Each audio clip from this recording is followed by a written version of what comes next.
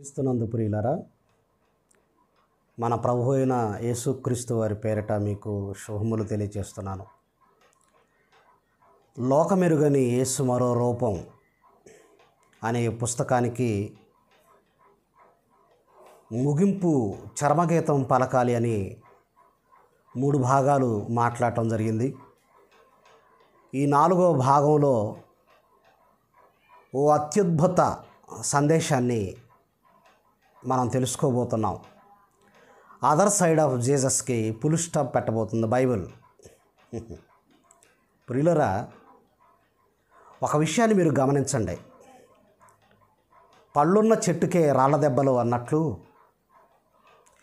యేసుక్రీస్తు ఫలిస్తుంటే ఆయన మాటలలో ఉన్న సత్యం ప్రపంచాన్ని ఆకర్షిస్తుంటే ఏ విధంగానైనా సరే ఆయన మాటలను అడ్డుకోవాలి అని ఆయన ఇచ్చిన గ్రంథాన్ని కనుమరుగు చేయాలి అని చాలామంది ప్రయత్నాలు చేస్తున్నారు. అంతకుముందు కూడా ఎందరో ప్రయత్నాలు చేశారు. వాళ్ళంతా విఫలమైపోయారు, ఫెయిల్ అయిపోయారు. ఇకపోతే యేసు అపరిచితుడా అనే ఈ భాగంలో ఇది 4వ భాగం. దీనిలో ఈ పుస్తకపు రచయిత మాట్లాడిన విషయాలు ఏంటంటే, నీ తల్లిని నీ తండ్రిని సన్మానించు అని ఒక చోట చెప్పాడు. మరొక చోట ఆయన మరో రూపాన్ని చూస్తే తల్లిదండ్రులను పట్టించుకోనని వాడుగా, తల్లిదండ్రులను ద్వేషించే వానిగా యేసుక్రీస్తు కనిపిస్తాడు. యేసు మరో రూపాన్ని క్రైస్తవ ప్రచారకులు దాచిపెట్టారు అని ప్రగల్భాలు పలుకుతున్నాడు. ఏమండి, మన వెనకున్నది సర్వేశ్వరుడు, సృష్టికర్త. ఏ శక్తికి తల దించదు క్రైస్తవ్యం, ఏ శక్తికి భయపడదు క్రైస్తవ్యం.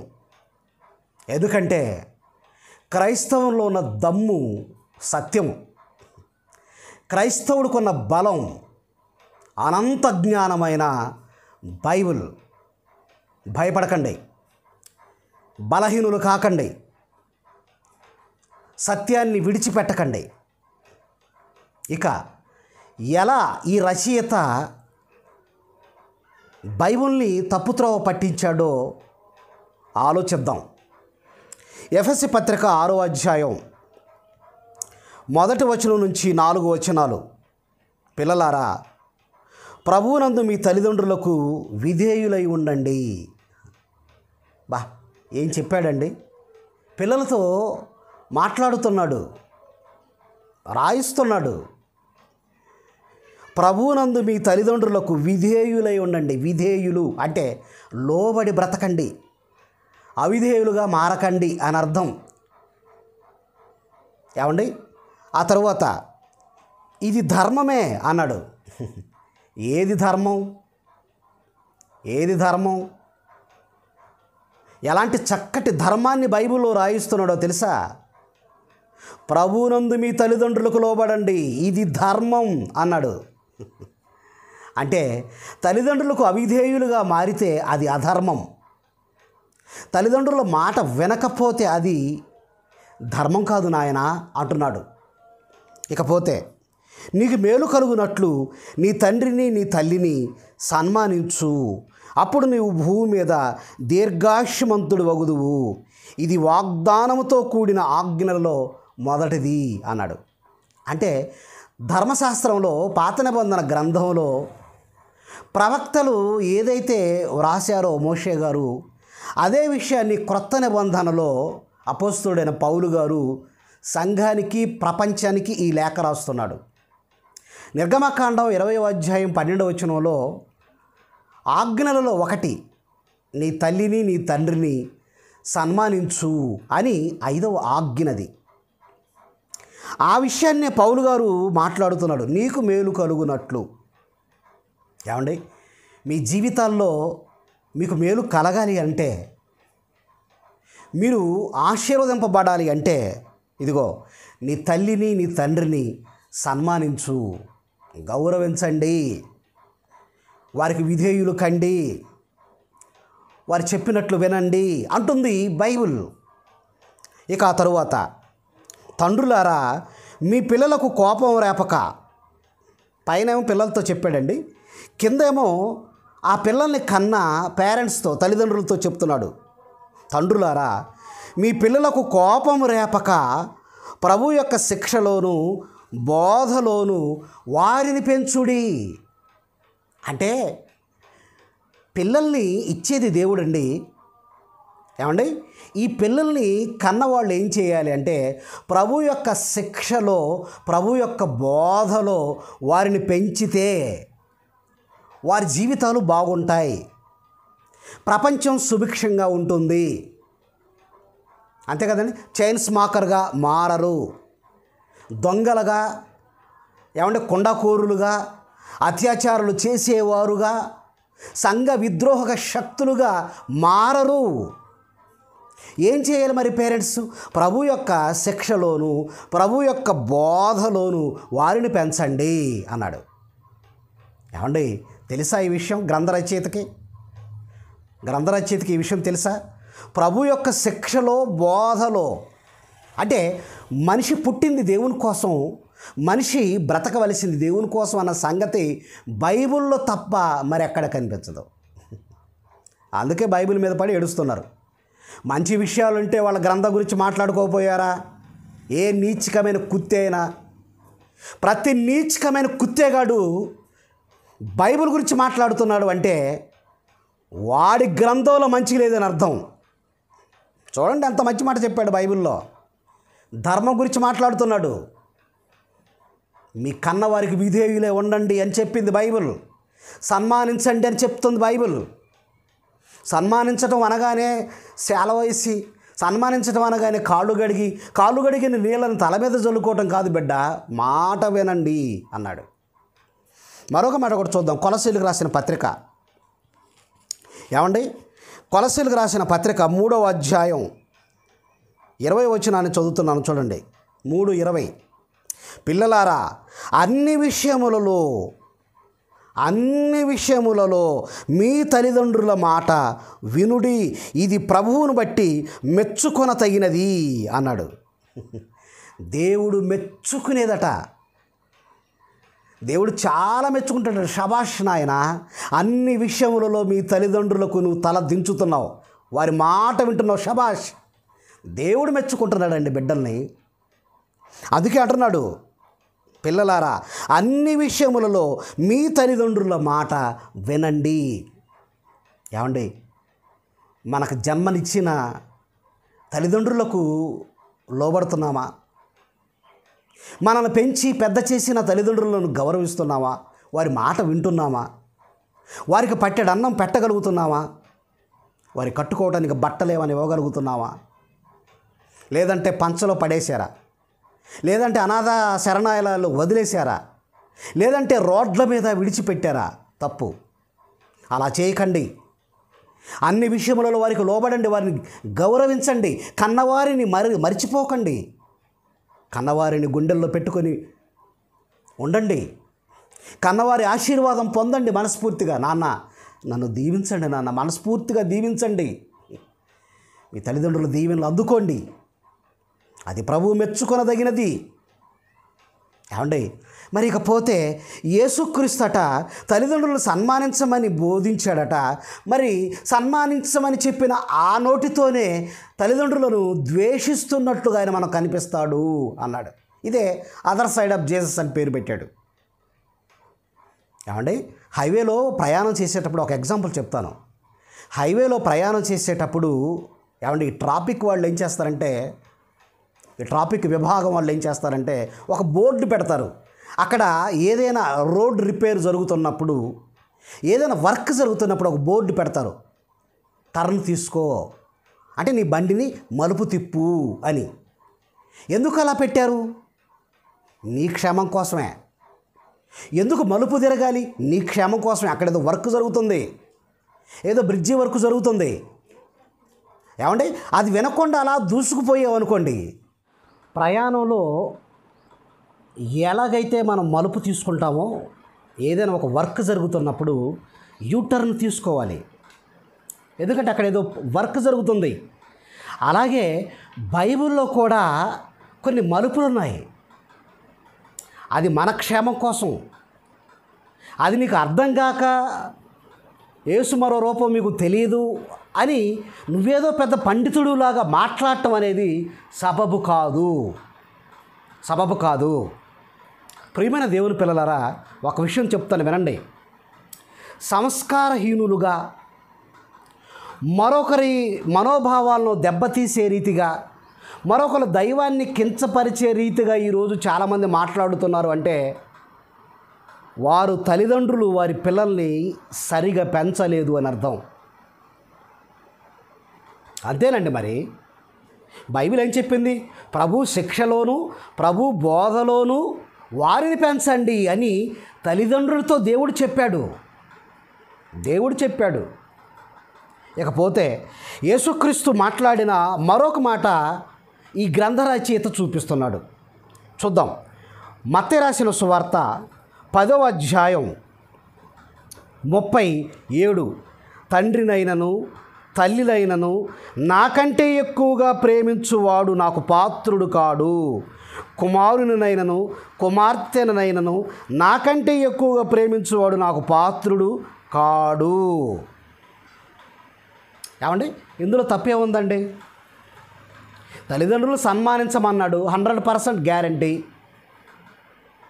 వారిని ప్రభు శిక్షలో బోధలో పెంచండి, ఇది ధర్మం అని చెప్పాడు, వాస్తవం.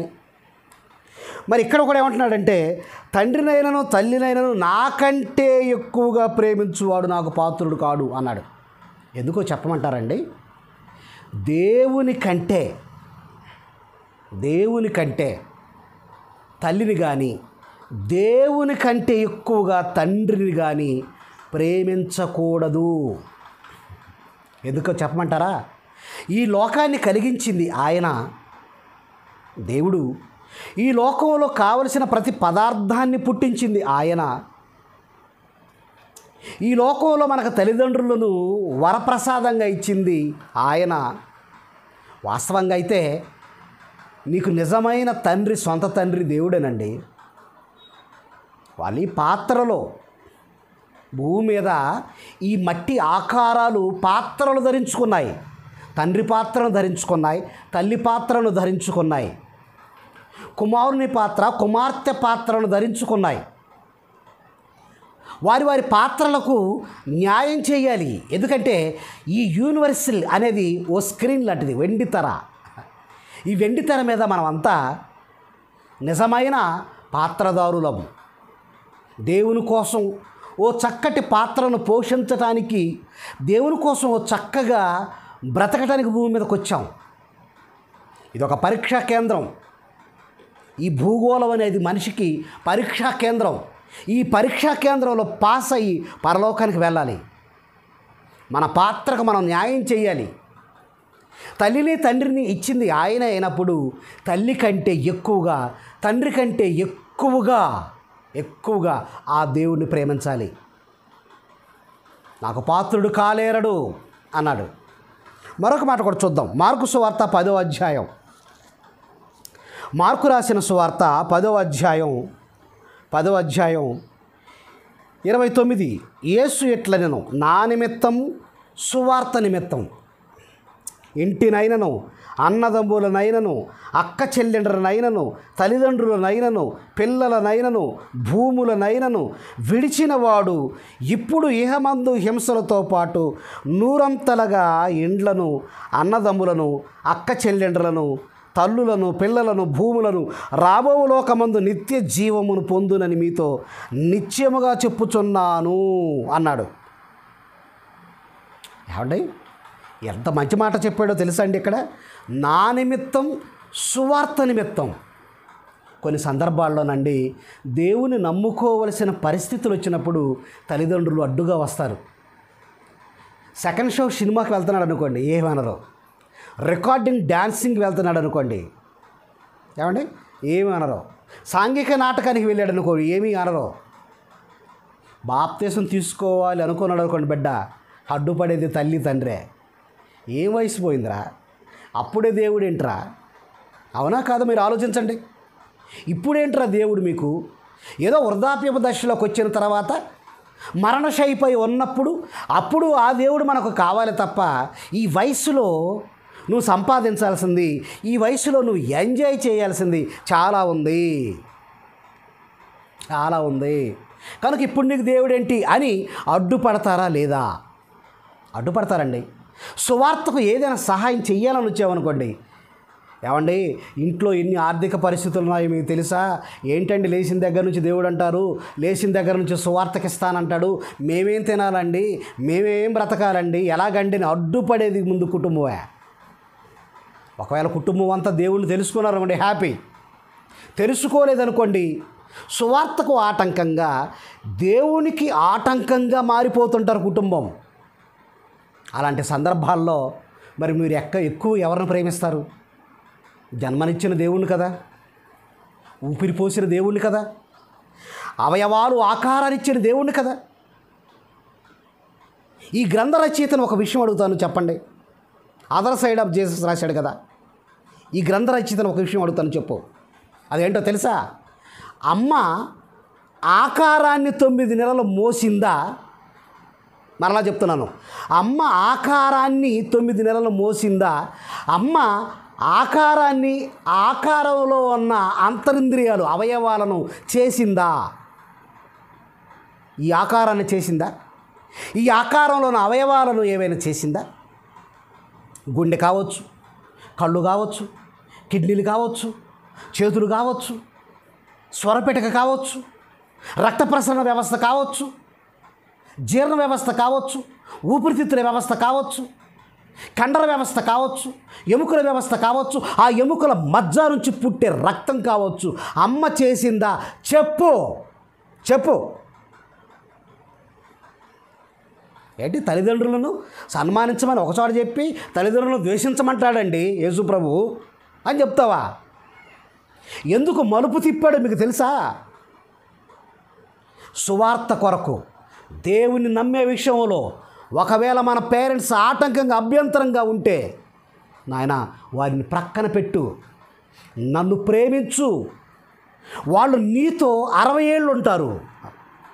క్షమించండి, ఏమంటే పెళ్ళి 20 ఏళ్ళు అవుతుంది, పెళ్ళి 20-22 సంవత్సరాలు చేసుకుంటారు. బిడ్డ పుట్టేసరికల్లా అంతే కదండి, ఒక 25 ఏళ్ళు వేసుకోండి. ఇక వాళ్ళు ఎంతకాలం బ్రతుకుతారు? మహాఘనంగా అయితే 40-50 ఏళ్ళు బ్రతుకుతారు. అంటే మన తల్లిదండ్రులు మనతో 40-50 సంవత్సరాలు ఉంటారు. కానీ దేవుడు శాశ్వతంగా ఉంటాడండి మనతో. ఆత్మ కదా అది. నీవు నేను ఆత్మలం కదా. నేనంటే సైంటిస్ట్ని అంటాడు, తప్పు. నేనంటే ఉద్యోగిని అంటాడు, తప్పు. నేనంటే టీచర్ని అంటాడు, నేను అంటే అధికారిని అంటాడు, ప్రధానిని అంటాడు, తప్పు. నేను అంటే ఆత్మవు బిడ్డ, ఆత్మవు. ఆ ఆత్మకు జన్మనిచ్చింది పరమాత్మ.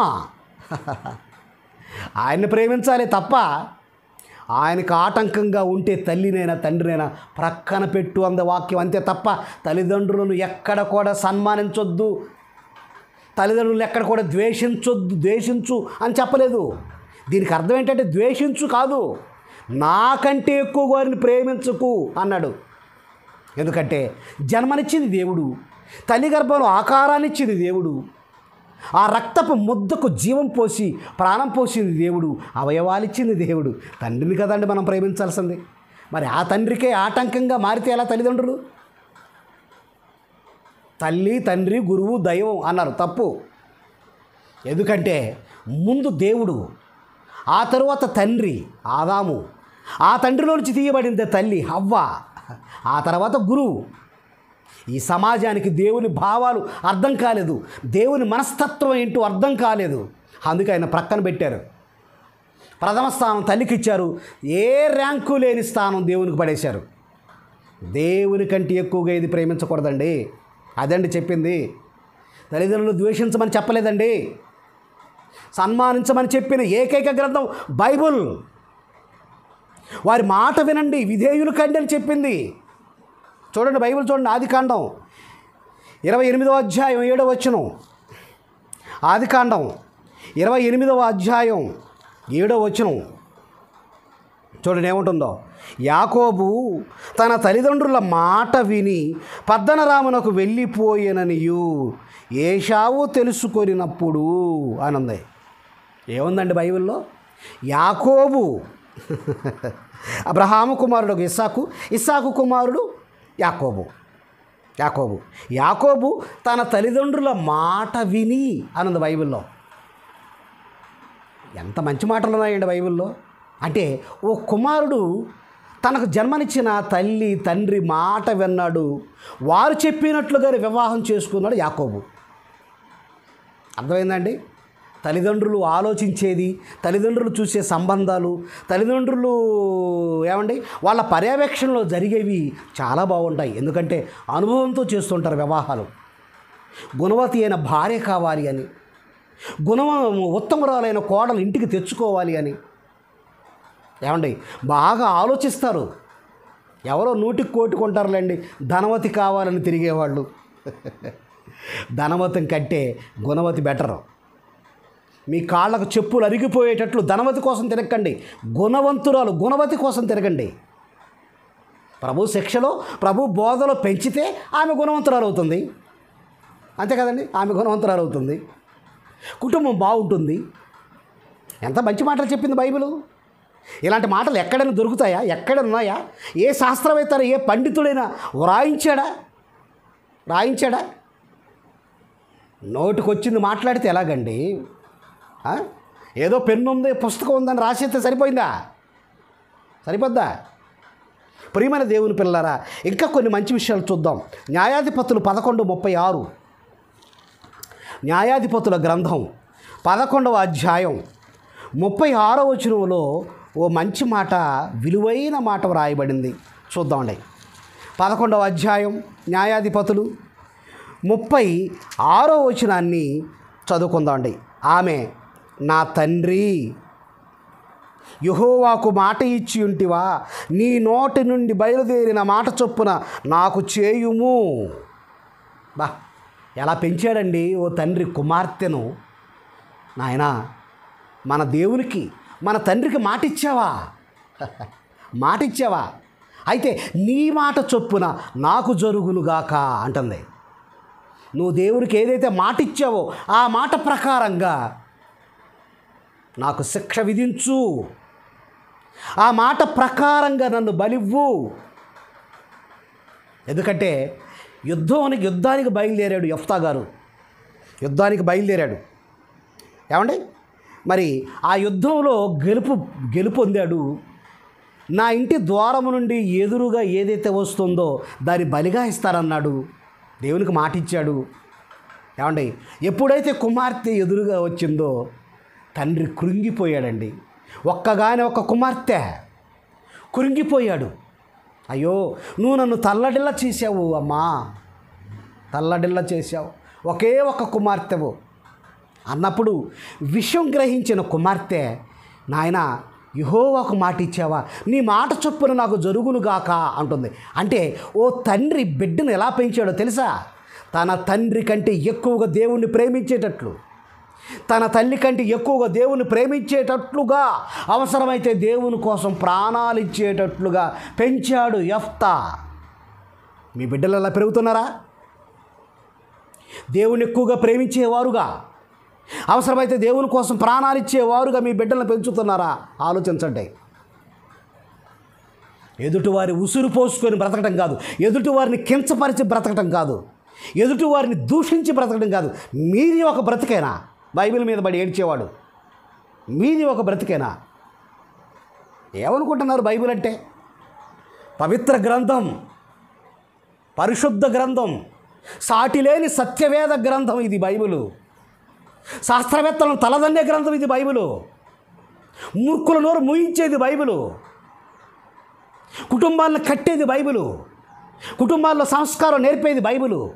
ఈ ప్రపంచాన్ని బాగు చేసేది బైబిలు. డౌట్ ఉందా? ఫోన్ చేసిరా, మాట్లాడుకుందాం, మాట్లాడుకుందాం.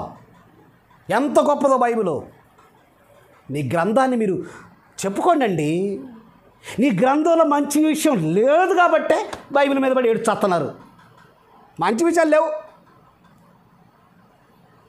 రాజ్యాంగానికి, చట్టానికి లోబడరు, తల్లిదండ్రులకు లోబడరు, ధనాపేక్షతో కోట్లు సంపాదించాలన్న దురహంకారంతో క్రైస్తవ్యాన్ని ఎలాగైనా అంతం చేయాలి, దెబ్బతీయాలనే ఓ స్వార్థపూరితమైన కుట్ర. మీ కుట్రలే మిమ్మల్ని కాల్చే రోజులు దగ్గర పడతాయి. ఇది కన్ఫామ్, రాసుకోండి. మీ స్వార్థం మిమ్మల్ని చంపేస్తుంది, మీ కుట్ర మిమ్మల్ని భగ్నం చేస్తుంది. కన్న తండ్రి అయిన దేవుడు, ఏకైక దేవుడు, ప్రపంచంలోని చక్రవర్తులు విశ్వసించిన దేవుడు బైబిల్లో ఉన్న దేవుడు. ప్రపంచంలో ఉన్న విశ్వ చక్రవర్తులు విశ్వసించారు బైబిల్ని, దేవుడిని విశ్వసించారు, శాసనాలు రాశారు ఈయన దేవుడని. ఏమనుకుంటున్నారండి? దేవుడు అంటే రూపం లేదండి, ఆయనకి రూపం లేదు. ఆత్మరూపం, అదృశ్య రూపం, శక్తులన్నిటికీ మూలం ఆయన. ఆయన ఎలా ఉంటాడో తెలియదు, ఆయన రూపం ఎలా ఉంటుందో తెలియదు, ఆయన మనస్తత్వం ఏంటో తెలియదు.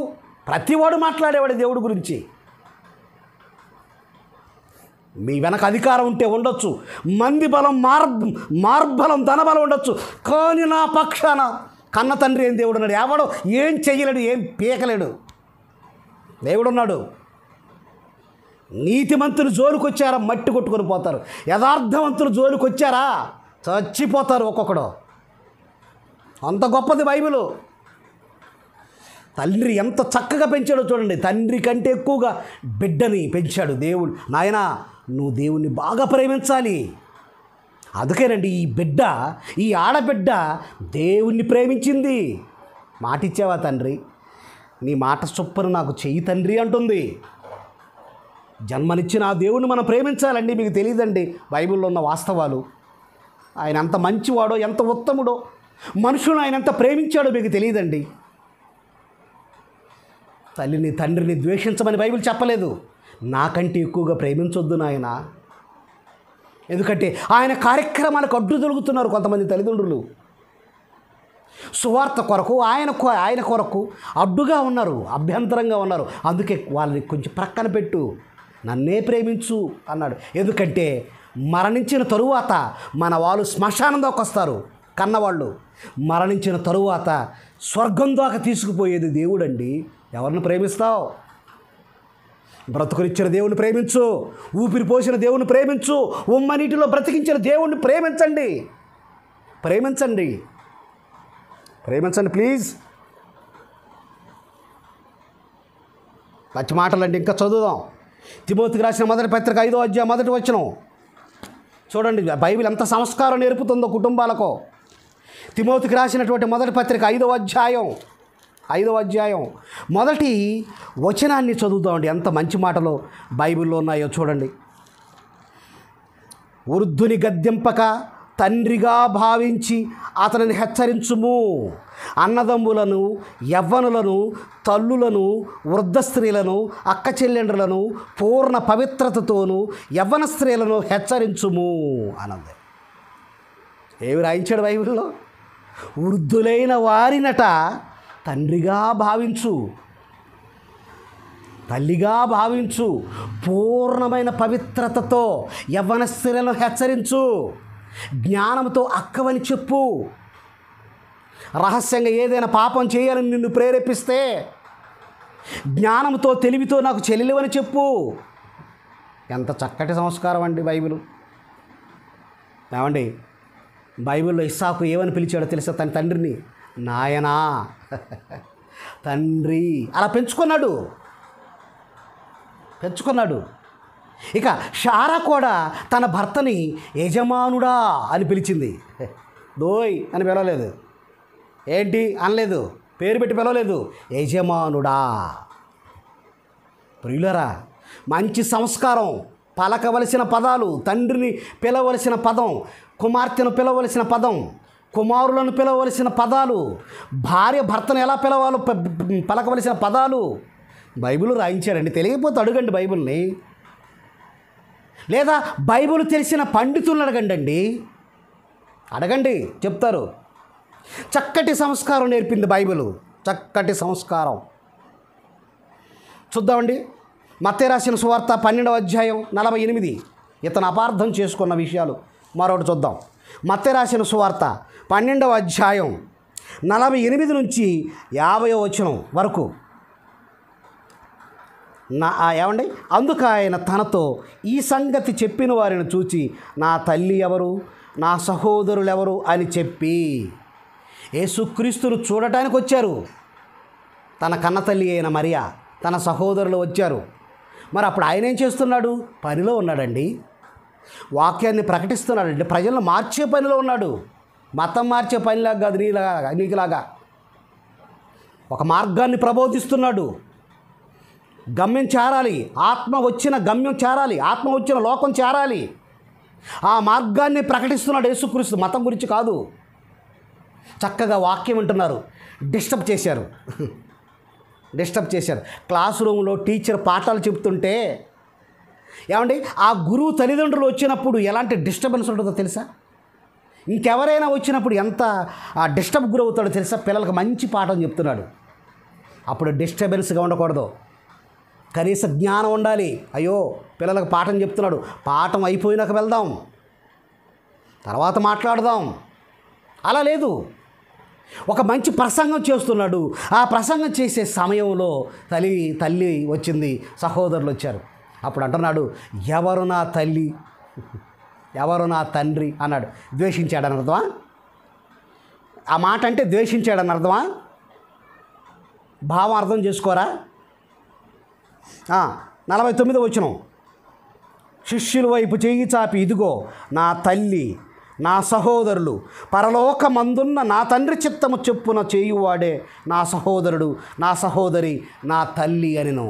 పరలోకమందున్న దేవుని ఇష్టం ఎరిగినవాడు, పరలోకమందున్న దేవుని చిత్తం తెలుసుకొని దాని ప్రకారం చేసేవాడు, దేవుడు రాయించిన సత్క్రియలు చేసేవారే నా తల్లి, నా తండ్రి, నా సహోదరులు. అబ్బాయి ఎంత మంచి మాట చెప్పాడండి. రక్తబంధం కంటే ఆత్మబంధానికి పీఠం ఎక్కువ వేశాడు. ఆత్మబంధానికి పెద్ద పీఠం వేశాడు ఆయన. దేవుని ప్రేమించేవారికి పెద్ద పీఠం వేశాడు ఆయన. ఎలా వేశారు ఎవరైనా? దేవుని ప్రేమించేవారికి, ఆత్మ సంబంధులకు పెద్ద పీఠం వేసిన గ్రంథం ఏదైనా ఉందా? బైబిల్ తప్ప. ఎవరు నా తల్లి? దేవుని వాక్యాన్ని విని దాని ప్రకారం నడుచుకుని వారే నా తల్లి, నా తండ్రి, నా సహోదరులు అన్నాడు. అక్కడ అంతరాయంగా ఉన్నారండి వాళ్ళు, వాక్యానికి మధ్యలో ఆటంకంగా ఉన్నారు. అందుకే అన్నాడు, వాక్యాన్ని వింటున్న మీరే నా తల్లి, నా తండ్రి, నా సహోదరులు. వారేదో చుట్టం చూపులాగా వచ్చి చూసిపోయారు, బా నా కొడుకుని చూద్దామని వాళ్ళు వచ్చారు. మీరు కన్న తండ్రి అయిన దేవుని మనసు తెలుసుకోవడానికి వచ్చారు, మీరే ఎక్కువ అన్నాడు. తన గుండెల నిండా దేవుని భావాలు నింపుకున్నవాడు. యోహాను సువార్త 10:29 మీరు చూస్తే అందరికంటే గొప్పవాడు నా తండ్రి అని ఉంటుంది. అందుకే ఆయనకు పీఠం వేశాడు, ఆయన మాటలను గౌరవించాడు. ఆటంకంగా, అభ్యంతరంగా ఉన్నప్పుడు ఎవరు నా తల్లి, ఎవరు నా తండ్రి, దేవుని వాక్య ప్రకారంగా జరిగించేవాళ్ళే నా సహోదరులు అన్నాడు. అంటే మనమంతా రక్త సంబంధులుగా కాదు, ఆత్మ సంబంధులుగా మారాలి. అదండి ఆయన భావం. ప్రియమైన దేవుని పిల్లలరా, మరొక విషయాన్ని కూడా మనం ఆలోచిద్దాం. సామెతల గ్రంథం 28వ అధ్యాయం 7వ వచనం, 28వ అధ్యాయం 7వ వచనం, నీ తండ్రికి అపకీర్తి తీసుకురాకు అని ఉంటుంది.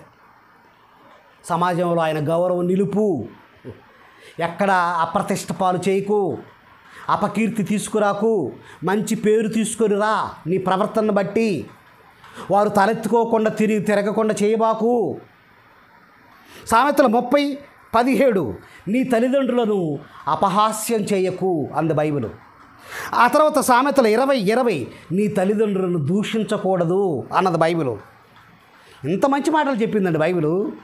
వారిని దూషించకూడదట, అపహాస్యం చేయకూడదట, అపకీర్తి తీసుకురాకూడదట.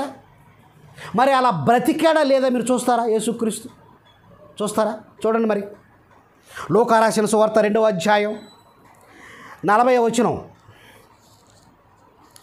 లూకా రాసిన సువార్త 2వ అధ్యాయం 40వ వచనం, బాలుడు జ్ఞానముతో నిండుకొనుచు ఎదిగి బలము పొందుచుండెను, దేవుని దయ ఆయన మీదుండెను. అబ్బా, బాల్యము నుంచే దేవుని జ్ఞానంలో ఎదుగుతున్నాడు యేసుక్రీస్తు. లేఖనాలలో బలవంతుడవుతున్నాడు. మనుష్యుల దయలో, దేవుని దయలో అభివృద్ధి చెందుతున్నాడు. దేవుని దయ ఆయన మీద ఉంది. అర్థమవుతుందా? దేవుని దయ ఎస్తేరు మీద ఉంది. ఆయన చేతి కింద ఎవరు దీన మనస్కుల్లాగా ఉంటారో, ఎవరు విధేయత కలిగిన బ్రతుకుతో ఉంటారో, దేవునికి విధేయత చూపిస్తారో, దేవునికి లోబడతారో, ఆయన మాటలకు లోబడతారో, వాళ్ళ మీద ఆయన దయ ఉంటుంది. మర్చిపోకండి. మేమంతా ఆయన ప్రేమించే వాళ్ళమండి, ఆయన మాటలకు లోబడే వాళ్ళమండి, తల్లిదండ్రులను సన్మానించే వాళ్ళమండి. ఒకవేళ దేవుని కంటే, సువార్త కంటే వాళ్ళు ఆటంకంగా ఉంటే మా తండ్రిని మేము ప్రేమిస్తాం, మా దేవుడిని ప్రేమిస్తాం. మేము వాళ్ళు ఆటంకంగా మారితే వాళ్ళకంటే ఎక్కువగా మా తండ్రిని ప్రేమిస్తాం. ఆయన ఇచ్చిన ఈ వాక్యాన్ని మేము ప్రేమిస్తాం. ఈ వాక్యాన్ని మేము ప్రేమిస్తాం. లోకాలను కలిగించింది వాక్యం, మీ ఆత్మలను రక్షించేది వాక్యం. అందుకే నా నిమిత్తం, సువార్త నిమిత్తం అన్నాడు ఆ పదం. అందుకనే తల్లినైనా తండ్రినైనా మీరు ప్రేమించేవారు నాకు పాత్రులు కారు అన్నాడు. ఎంత మంచి మాట చెప్పాడండి. ఇకపోతే కిందకది చదువుకుంటూ వద్దాం. కొంచెం కిందకి 50వ వచనం చదువుదాం. అయితే ఆయన తమతో చెప్పిన మాట వారు గ్రహింపలేదు. అంతటా ఆయన వారితో కూడా బయలుదేరి నజరేతునకు వచ్చి వారికి లోబడి ఉండెను. ఎవరికి? మరియకు, యోసేపుకు, తల్లిదండ్రులకు లోబడ్డాడట. చూడండి, బైబిల్ ఉంది, లోబడ్డాడు. లోబడేవాడు ఎక్కడైనా ద్వేషిస్తాడండి? మీరు చెప్పండి. ఒబీడియన్స్, విధేయత చూపాడు. 30 ఏళ్ళు కుటుంబ బరువు బాధ్యతలు మోచాడు యేసుక్రీస్తు. 30 ఏళ్ళు కుటుంబ బరువు బాధ్యతలు మోసి తండ్రికి సహకారంగా, తల్లికి సహకారంగా ఉన్నాడు యేసుక్రీస్తు. Carpenter work. ఇక తాను బ్రతుకు కాలం 3.5 సంవత్సరాలే కదా. 33.5లో నుంచి 30 కుటుంబ పోషణ కొరకు కుటుంబ బాధ్యతల్లో ఉన్నాడు. 3.5 సంవత్సరాలు అతి తక్కువ కాలంలో నిద్ర లేకుండా, ఆహారం లేకుండా 100 కిలోమీటర్ల ప్రయాణం చేసి, దేవుణ్ణి పరిచయం చేసి, దేవుని భావాలు ప్రకటించి, ఎందరో రాక్షసుల గుండెలు కరుడు కట్టిన గుండెలో వ్యభిచారుల మనస్తత్వాలు మార్చి దేవుని పాదాల మీద పడేసిన వాడు నా యేసండి. బందిపోటు దొంగలు మార్చాడు, ధనవంతుల మనసులు మార్చాడు, వ్యభిచారుల మనసులు మార్చాడు, నరహంతకుల మనసు మార్చాడు. ఈ వాక్యం ప్రకటించి 3.5 సంవత్సరాలు 30 ఏళ్ళు కుటుంబంలో ఉన్నాడు. ధర్మశాస్త్రానికి లోబడి 3.5 సంవత్సరాలు సువార్త పనిలో అలుపెరగని యోధుడుగా పనిచేశాడు. ఈ లోకాన్ని రక్షించడానికి, ఈ లోకాన్ని వెలిగించడానికి, ప్రేమతత్వం నింపటానికి. దేవుని కంటే మీ బ్రతుకులో ఎక్కువగా ఎవరిని ప్రేమించకండి అండి. ఎవరిని ఆయన కంటే ఎక్కువగా మనకు ఏది లేదండి. ఆకాశమందు నీవు నాకుండగా లోకములో నాకేది అక్కరలేదు అన్నాడు ఆసాపు గారు. నువ్వు ఉన్నావు చాలు తండ్రి, నాకు తల్లి కానీ తండ్రి కానీ ఏది నాకు అక్కర్లేదు, నువ్వు ఉన్నావు చాలు తండ్రి అన్నాడు. ప్రియులారా, మీ తండ్రిని ప్రేమించండి. మీ తండ్రి కంటే ఎక్కువగా దేనిని ప్రేమించకండి. లోబడ్డాడట. సిలువేశారు యేసుక్రీస్తుని. సిలువేసిన తరువాత అండి తల్లిని ఎంతగా ఘనపరిచాడో, ఎంతగా సన్మానించాడో చూడండి. మరణంలో ఉండి యోహాను సువార్త 19వ అధ్యాయం 26. యేసు తన తల్లియు తాను ప్రేమించిన శిష్యుడును దగ్గర నిలుచుండటు చూచి, అమ్మా ఇదిగో నీ కుమారుడు అని తన తల్లితో చెప్పాను. నేను మరికొద్ది క్షణాల్లో మరణిస్తున్నానమ్మా. మరికొద్ది క్షణాలలో మీ తండ్రి నా తండ్రి, మీ దేవుడు నా దేవుడైన వాని వద్దకు పరలోకానికి ఎక్కిపోతున్నాను. కనుక మరి ఈ చివరి క్షణంలో, ఈ కొన ఊపిరిలో ఈ ఆఖరి క్షణాల్లో మరి నిన్ను పట్టించుకునేది ఎవరో, నీ ఆలన పాలన చూసేది ఎవరు నిన్ను హక్కును చేర్చుకుంటారు అని తన శిష్యుడైన యోహానును పిలిపించి తల్లి బాధ్యతలు యోహానుకు అప్పగించి కన్నుమూసిన మహనీయుడు యేసుక్రీస్తు. ఏమండి, కొర ప్రాణంలో తల్లిని పట్టించుకునేవారు ఎవరైనా ఉన్నారా? తన కొర ప్రాణంలో తల్లి గురించి ఆలోచించే వాళ్ళు ఎవరైనా ఉంటారా? తొందరగా నన్ను హాస్పిటల్లో తీసుకెళ్ళండి అంటారు, నన్ను బ్రతికించండి అంటారు. కానీ యేసుక్రీస్తు మరణశయ్యపై, సిలువ కొయ్యపై ఉండి, కొర ప్రాణంలో ఉండి తన తల్లి బాధ్యతను మోశాడు. తన తల్లిని దిక్కులేనిగా చేయకూడదని, తన తల్లిని అనాథగా విడిచిపెట్టకూడదని యోహానుకు అప్పగించాడు బాధ్యతలు. ఎంత సంస్కారవంతుడండి యేసుక్రీస్తు, ఎంత సంస్కారవంతుడండి ఆయన. తల్లిదండ్రులు ద్వేషించమని చెప్పాడు యేసుక్రీస్తు, బాధ్యతలు అప్పగించాడు. ప్రియమైన దేవుని పిల్లలారా, ఆయన మనస్తత్వం ఏంటో ఆయన కుటుంబానికి అర్థం కాలేదట. ఆ ఒక్క మాట చదువుకొని ముగించుకుందాం బైబిల్లో. చూడండి, మార్కు సువార్త 3వ అధ్యాయం 20-21 వచనాలు. మార్కు రాసిన సువార్త 3వ అధ్యాయం 20-21 వచనాలు చదువుతున్నాను. చూడండి ప్రియులరా, 3వ అధ్యాయం 20 వచనం 21 వచనం. ఆయన ఇంటిలోనికి వచ్చినప్పుడు జనులు మరలా గుంపు కూడి వచ్చిరి. భోజనం చేయుటకైన వారికి వీలు లేకపోయాను. ఆయన ఇంటి వారు సంగతి విని ఆయనకు మతి చలించి ఉన్నదని చెప్పి ఆయన పట్టుకొనబోయిరి. ఆయనకి మతి చెలించింది అంటున్నారు కుటుంబం వాళ్ళు. చూసారండి, యేసుక్రీస్తుకి మతి చెలించిందా? ఏమండి, మతి చెలించిందా? మానసిక పరిస్థితులు బాగోలేదా?